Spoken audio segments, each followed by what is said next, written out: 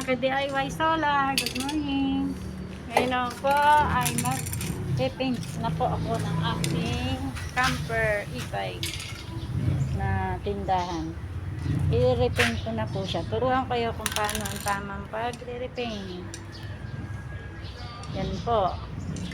Spray nyo lang po siya. Diretso lang po. Puro diretso.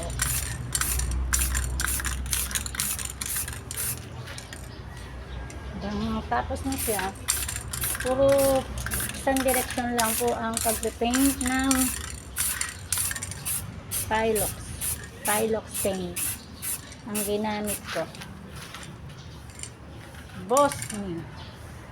Ang ganda po ang tape ng Boss Me. Yan. Ang ganda po siya. Kailangan po maglagay po kayo ng face mask. Para hindi nyo masyado siya masisinghot.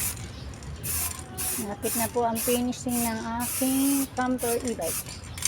Silang po lahat ang nag-isip kung anong design, kung paano siya i-rivet mula sa bakal. Susunod pong mga araw, papakita ko po sa inyo kung paano ko kinabit yung aking DIY solar panel. Yan po, nag-harvest na po siya ngayon. Umaga na to, mga 9 AM. Harvest na po siya. Ayan po. Ayan po, nagka-currency na siya na hanggang 50, 46. 51 volt na po siya. Ginamit na po namin siya kahapon na DIY sa solar.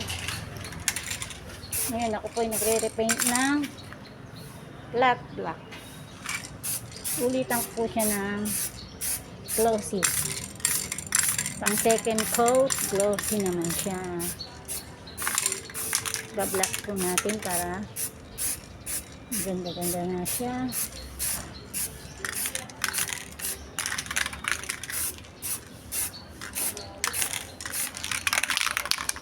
Ayan po.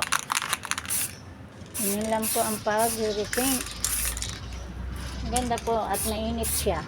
Dali po siya matuyo. In 3 seconds, tuyo na po yan. Yan, mga solar. Turuan ko kayo kung paano tamang pag-install ng solar. Kaya kung may natutunan, mga kaalaman. Paki-subscribe na rin po ako sa aking YouTube channel kung sakali. Para lagi po ako makagawa ng mga update na video na pwede yung pagkuhanan ng idea na maraming kaalaman.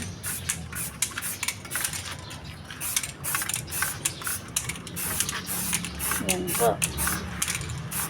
Aking DIY e-bike na inimbento. Paano siya pagandahin pang business. Kahit saan, pwede kayong mamasyal, dala-dala siya. Yan po, ang ganda ng sikat ng araw ngayong umaga. Po. Cute-cute nga po ng pinto na to eh. Automatic na siyang saka. Lagyan ko rin siya ng susian.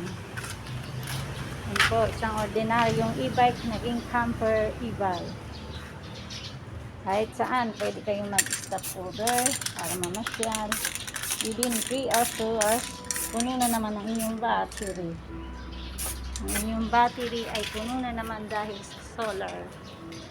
Malaking menos po tayo sa mga e-bike. Hindi na kayo gagasto sa kuryente. Bababa na ang inyong bill. Basta't nakapag install kayo ng ganitong klaseng solar sa e-bike niya. Lakas po siyang mag-charge. Buhat po na yan ay pinagawa ko na yung aking camper kit dyan sa manggagawa na solar panel na yan. Hindi na ako nag-charge sa bahay. Lagi ko po siyang ginagamit araw-araw sa malengke, ang pasyal, dalas kaming mag-camping sa ilog, napunta kami ng ilog. Yan. Ngayon lang po ang tamang pag-repaint. Kunin po natin yung aking Bosni black na gloves ng kintab. Ilitan ko siya ng kintab para maging glossy. Unahin nyo ang flat, sunod ang glossy. Ganda po ang kanyang kalalabasan. Okay, ideal lang po sa mga gustong mag DIY paint. Sa aking mga nakaalaman, share ko po ang pagpipaint ng maayos.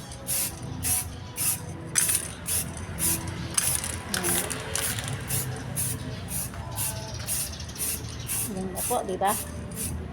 Saglit lang.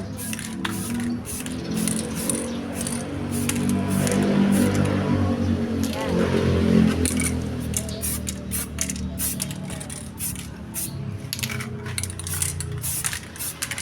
Ganda po siya.